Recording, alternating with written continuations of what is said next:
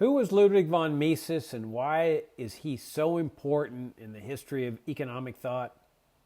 Join Richard Ebeling and me in this week's Libertarian Angle as we look at that question.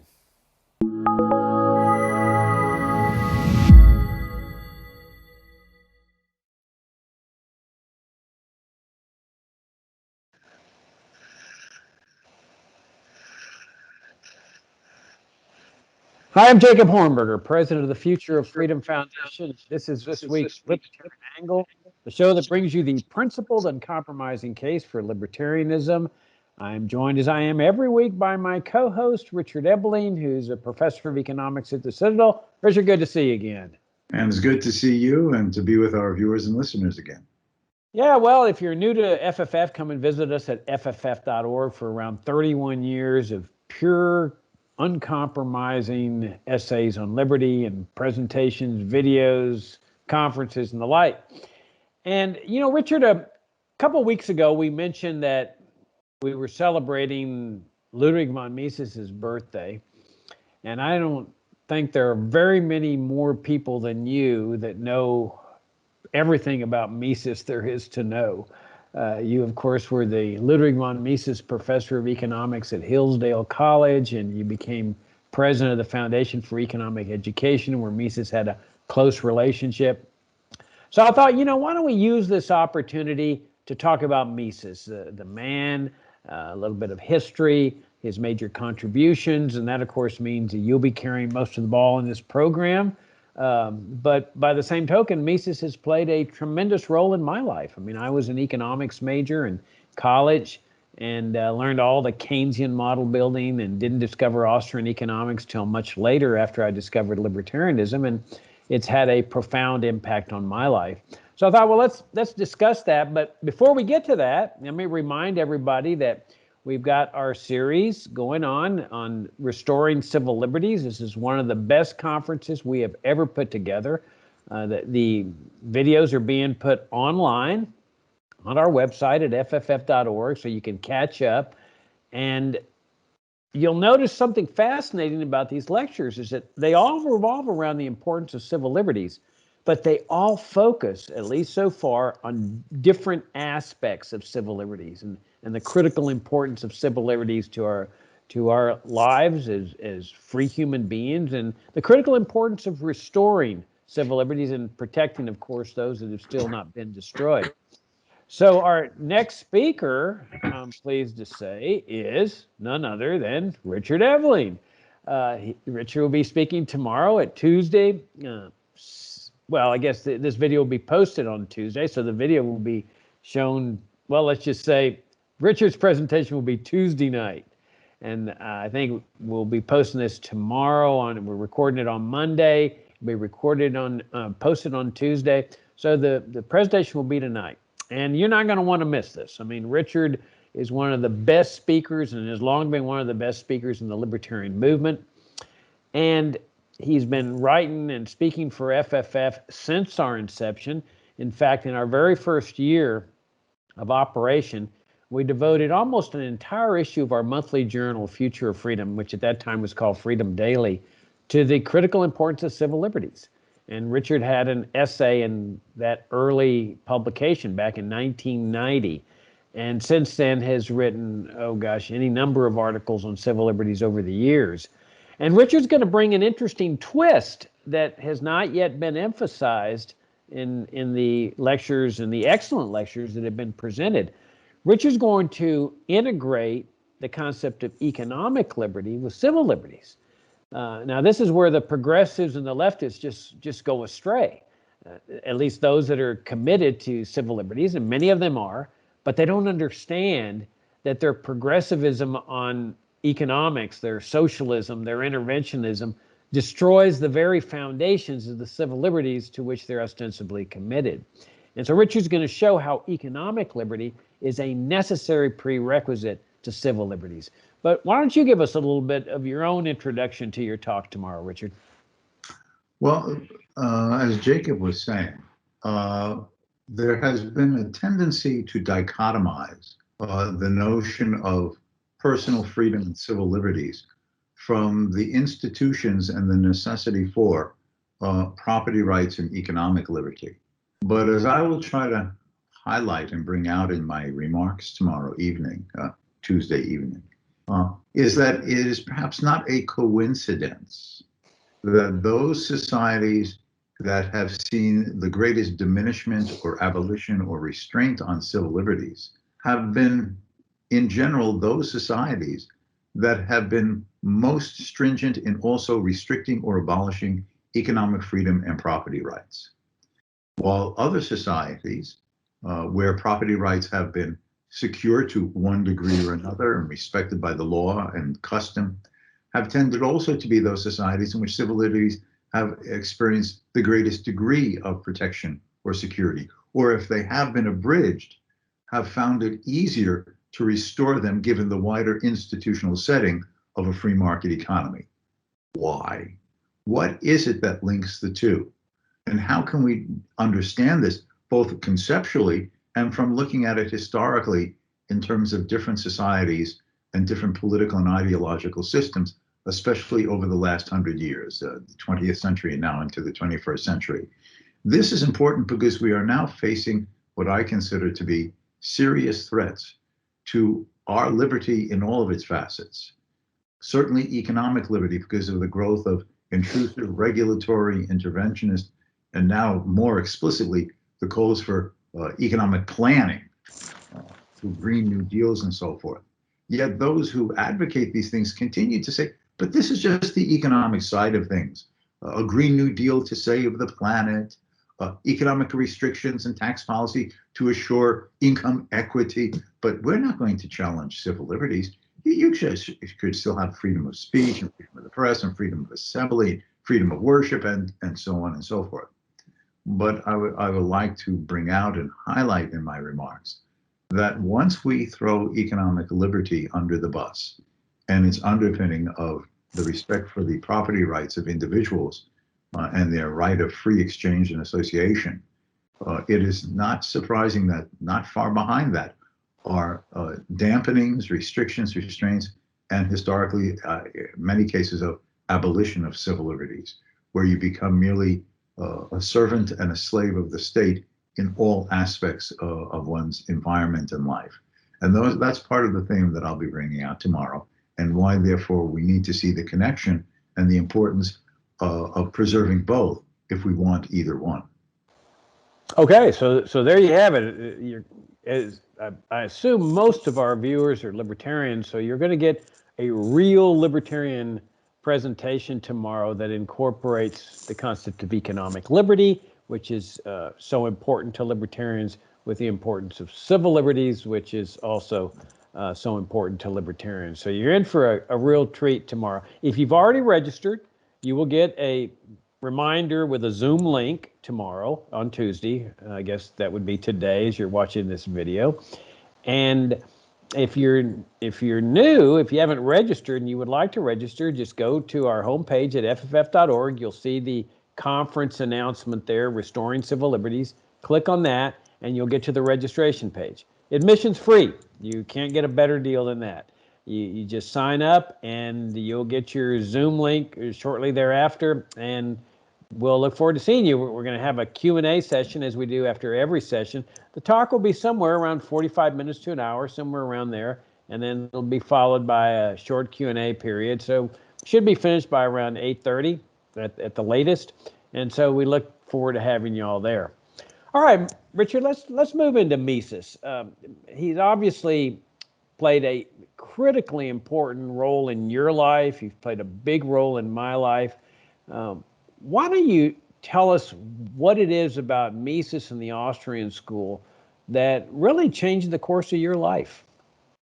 Well, let me sort of put this in the context is that for those who may know nothing or little about Ludwig von Mises, he was an Austrian economist, both in the place of his birth as well as a particular school or approach of economic analysis and theory and policy. And his contributions stand out because, as I will take a little bit of time to explain in more detail, he really was the first thoroughgoing and decisive critic of the very notion of whether a socialist planned economy was economically possible or not. And his answer was, it is not. It will lead not to freedom and prosperity, but to despair, poverty, and tyranny. He also was a developer of what's called the Austrian theory of money in the business cycle.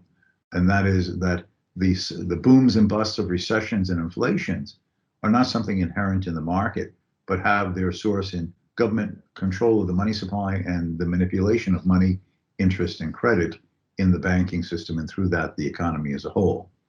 And finally, he was also a strong critic of not just socialism, that is, that comprehensive abolition of a market economy, but the interventionist or regulatory state.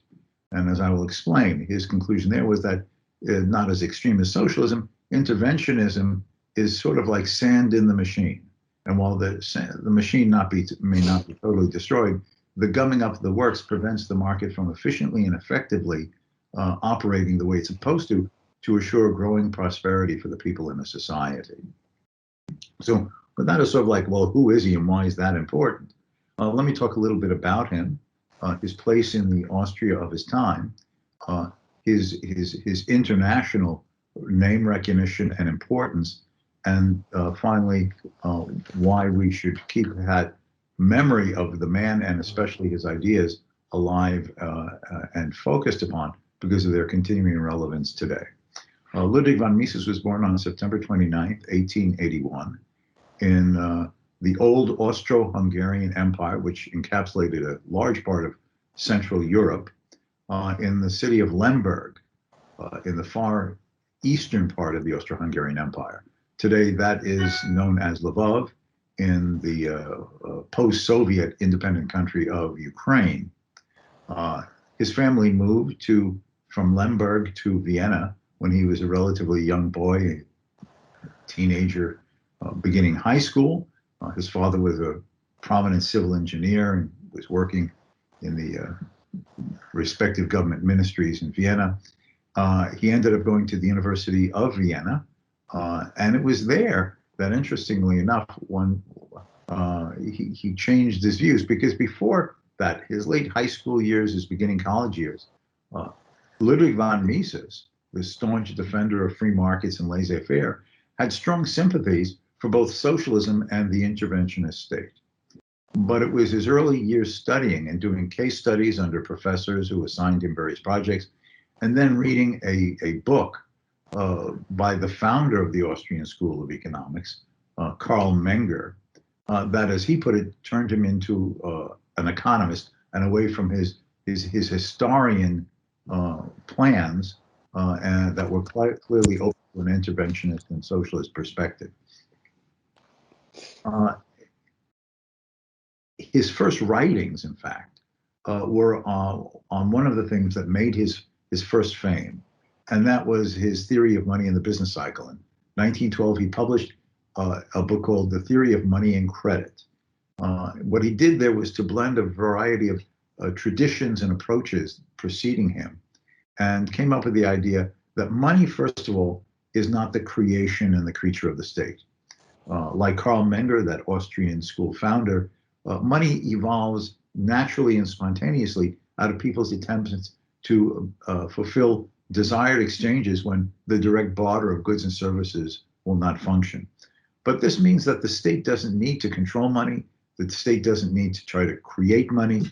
The state can basically keep its hands out of money, and the market will just generate a medium of exchange to facilitate the growing complexity of a system of division of labor with intricate networks of trade and exchange. Second, he said, well, crucial to any type of economic system and the monetary system is the banking order. Banking is merely the financial intermediary institutions that bring together savers and investors. Some people wish to set aside some of the income they've earned to use and spend at a later date. And there are others who would like to use money and the resources that money represents in the marketplace to undertake investment and other types of projects that their own existing money incomes and resources would not permit them to do. So there's a mutual gains from trade here. I'm willing to defer some of my consumption spending by not spending all of my income in the present. You are interested in having access to more income and the resources it represents than your own income permits, but you might be willing to pay it back to me with a premium for allowing you to do so at some point in the future. Cannot we agree on a price that represents the value of the income I'm setting aside as savings for you to use in the present and paying me back with that premium in the future? And that's the origin of financial intermediation and the emerging price of resources across time, which we call the rate of interest. Now, what the advantage of the financial system and network of banks is that they act as focal points to draw everyone's individual savings together. And as the financial intermediary, the banks then funnel these accumulated savings from many out to those who they evaluate as creditworthy borrowers who have reasonable business plans, and therefore the expectation that the principal plus the promised interest will be returned. Now, the system therefore enables the capacity to bring together pools of resources in the form of savings to undertake projects in the present that probably would be unable to be carried out. Investment, technological innovations, capital formation, increasing the productivity of the labor forces through the workers having more and better machines and tools with which to produce goods and services over time. That is the basis of the rising standards of living in a society. So what then gums up the works? Well, again, in a nutshell, what Mises says is that while it is real savings, that is resources set aside for non-consumption purposes, which are being lent to desiring and credit-worthy borrowers for those resources to be used for investment projects that will pay off with goods and services in the future. The the trading of these resources across time is done through the intermediary of money. And the problem is that almost since the beginning of history, governments have wanted to have access to the resources of their citizens and subjects. Traditionally, how do we gain access to the resources of your subjects as a king or a prince or even an elected representative government? You tax people. The problem is that people get upset with taxes. You're very conscious that the government is siphoning off part of the income that they have honestly earned through the productive efforts and trade in the marketplace. So is there a surreptitious way for government to gain access to more resources than they can get away with directly through taxation? And governments found that they could use the banking system this way. Banks could create money. They could issue paper money and extend this in the form of, quote, loans to the government to use for its spending. But then those paper monies being spent in the economy causing price inflation. But Mises pointed not only just causes prices in general to rise, that's a danger and a negative in itself from these monetary expansionary policies, but the way the money is injected into the economy through the banking system, the distortion of interest rates, the undertaking of investment projects for a longer duration and with the presumption of a greater availability of resources than the real savings of the society has available and to sustain them, brings about an imbalance, a distortion, an out of whack between the savings decisions of some and the investment decisions of others. And that means that you're heading for not only an inflationary rise in prices, but a wrong twist to how resources are used in the investment processes of the society. A wrong twist that will be discovered when the inflation either slows down or ends, unless it goes to a total crash and destruction of the currency through hyperinflation, that resources and labor have been drawn into projects and investment activities that are unsustainable in a normal, balanced economy based on the real savings in the economy. And that sets the stage for a downturn when it's turned out that we've been trying to undertake too many projects which resources aren't fully available, including using workers for projects that cannot be completed. And therefore they're let go and there's rising unemployment. So for Mises, it's the government's manipulation of the banking system for a variety of reasons that sets the stage for these distortions between savings and investment, the rising prices in the economy, that sets off the stages of the boom and the bust, the inflations and the recessions, where the recession is not something just that happens, but in fact is the discovery of the investment saving mistakes. And therefore, it's a rebalancing correction time to reshuffle resources and investment horizons and plans to be consistent with the real availability of resources in the society as a whole. Now, this became the basis of an entire approach to understanding money, banking, inflation, and the business cycle. The most prominent follower, sort of protege of Mises in this, was another Austrian economist, Friedrich A.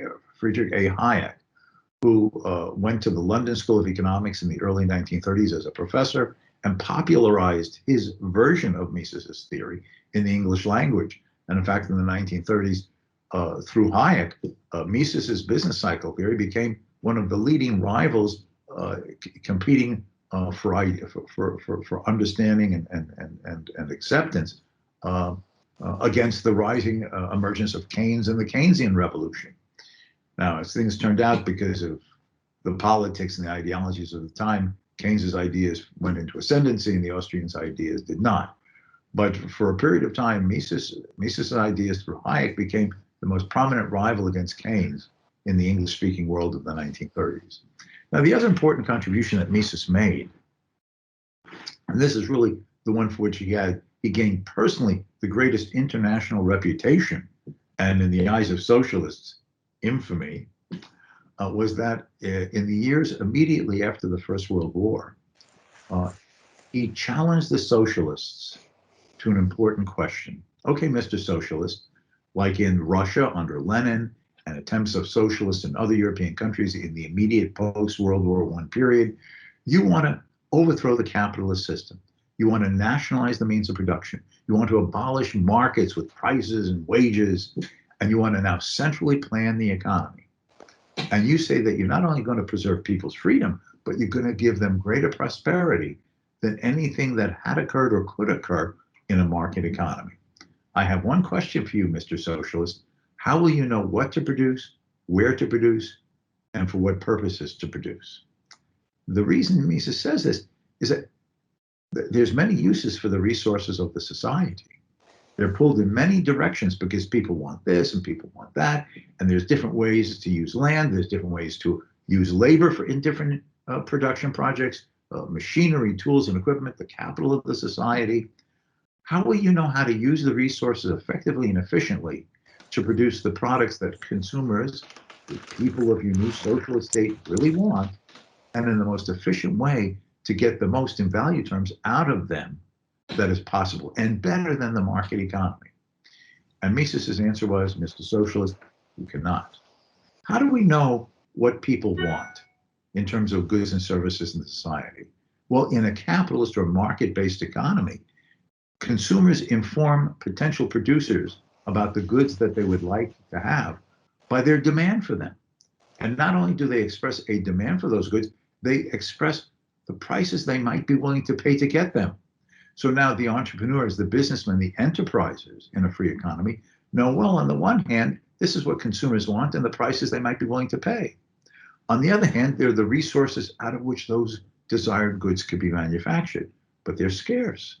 So the businessmen now compete against each other. Hey, Joe, don't work for Sam, work for me. Bob, I need some capital equipment. Will you produce some machines, tools, and equipment for me instead of William over there? Oh, I need a construction company to be building my factory. Could you make my factory instead of Walter's, because I'll pay you. So businessmen are competing against each other for the higher and the use of the scarce means of production, land, labor, and capital.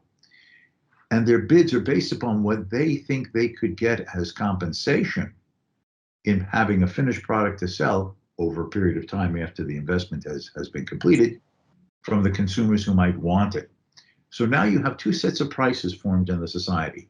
The prices for consumer goods, as reflecting people's demands to buy them, and the prices of the inputs, the factors of production, the land, labors, and capitals, based upon the bids of competing businessmen, evaluating what those resources are worth in their respective lines of production. So now you have emerging two sets of prices. Two sets of prices. On the one hand, you have the prices for the output and the prices for the input. This now enables entrepreneurs, businessmen, private enterprises to undertake the process of economic calculation. How might I produce what consumers want in competition to other businessmen making other products in the most rational, efficient, and least costly way? That's what assures that the scarce means of production are producing what the consumers want in the most cost-efficient ways to get the most out of them, so as many wants of the consumers in the society may be fulfilled given the constraints of scarcity in general. Now, that Mises said the problem with socialism is that you abolish private property, you end all market exchanges, and therefore you do away with prices and costs. Since there's no trades on which these prices can emerge. So how will you know what consumers want, and more importantly, really, what it is you're going to produce? What is the most highly valued use for labor? What is the most minimum cost use of capital? What is the most rational allocation of land and resources to be combining with labor and capital in different ways to make those products? You've taken away the institutional mechanisms and the market signals to make rational choices. You don't know what anything is worth. You don't know what would be more expensive or less expensive in the production side of things. So you're going to be creating an economic environment of what Mises called in a later little book of his, planned chaos rather than planned prosperity. This means that a socialist system can never work effectively and rationally, and certainly can never do better than a functioning and vibrant and free market economy. Socialism will fail because it institutionally is unable to do what it has been promised, and certainly not in any way in comparison to a vibrant, open, competitive market system. Now, of course, this drove the socialists crazy, Jacob, right? My God, what do you mean it can't work? Oh, no, wait a minute, but we're good people, and we want, we mean well, and capitalism is so bad, it's gotta, oh, no, don't work. So they came up with gimmicks. Oh, let's play at markets within a socialist economy. Mises replied to that, particularly Friedrich Hayek, also, showed the errors and inconsistencies and unworkability of, quote, market socialism. The upshot of it is that while for most of his lifetime, he first wrote on his critique of socialism in 1920 in an article, and then expanded it into his entire book on socialism. I can even show it here. Yeah, socialism right there, socialism. Which came out as a book in 1922. So in fact, we're about to celebrate the 100th anniversary of Mises's full book on socialism, right? 2022. And here he extended the analysis to say, it's not only that socialism can't work economically, let's look at its social consequences, its political consequences, its cultural consequences, its consequences for global peace and prosperity. And he showed, in ways that, of course, we don't have the time to go into, that socialism was wanting in all of these areas, that it would involve a destruction of the global community of man and his culture. Was he right? Well, where's the Soviet Union today? Where's the Eastern European countries today? Even China, which is still communist and has a controlled economy, they've pulled away from Mao's craziness of no private farmers, no businessmen of any kind. They manipulate and control them. But even the Chinese have had to accept the fact, well, you have to give some people a little elbow room to try to produce things and have motives and signals to do so, even if we manipulate and control them, because we are the Communist Party and we know best. The only place you find any attempt to still do this nonsense is places like North Korea. Now, I'm going to go out on a limb here, Jacob. I doubt if many of our viewers and listeners are rushing to cross the DMZ to make a home in North Korea because there's so much freedom and prosperity there. I know I'm going out on a limb here, and while people over the last 6 decades have chosen to board little rickety boats and go from Havana to Key West, I'm not sure how many people have done the reverse and said, oh, I can't stand the poverty and the evilness in America. I'm going to sneak into a little dinghy boat and I'm going to find heaven in Havana. It doesn't work that way. And it has not worked that way. And without being too sarcastic or limiting the sarcasm, I would just remind the viewers and the listeners of all those people who attempted over the decades that there was a Berlin Wall separating East Berlin from West Berlin. All those people who tried to escape from East Germany and East Berlin and died trying to cross that wall, both because there was a lack of political and economic civil liberties, but most importantly, the economic poverty of the society. So 100 years after Mises wrote all of these things, he has been proven right and the socialists wrong. And then, I'm talking a lot, but I'm a professor. It's like I'm I'm like the little, toy that you put the ever-ready battery in, he won't stop. Okay, so the last thing is that Mises' analysis of government intervention and regulation. And we see that today. There's a labor shortage. Maybe it's because government has been manipulating the structure of wages by paying people not to work because of these special programs due to the pandemic. Businesses are finding a hard time to undertake new productions or to operate their business. Maybe it's because they're hamstrung by both taxes and regulations in general. There's not enough vibrant innovation going on. Well, maybe it's because the FDA and the Federal Trade Association, the Commission, and so on, put these restraints on innovative creativity to try to find solutions at moments of crises, like the COVID crisis in early 2020, when there were no masks available, there were none of the respirators available in hospitals. Businesses were trying to creatively find and improvise solutions with a shortage of these things. But what did the CDC and the FDA say? No. Only we know the kind of masks, that we know the kind of ventilators. Only we know who should produce them and how should produce them. And no, bad boy, you can't do that. And that's the type of restrictions and restraints and sand in the machine that Mises says destroys an economy slowly but surely through the interventionist state, which ends up being, in the long run, as disastrous as socialism. All right, well, you've made my life really easy today, Richard, because we're about out of time, and I just got here and got to listen to a fascinating and excellent introduction to Austrian economics, and that was great. Oh, gosh, Richard, I forgot to press the record button. You're going to have to repeat this. No,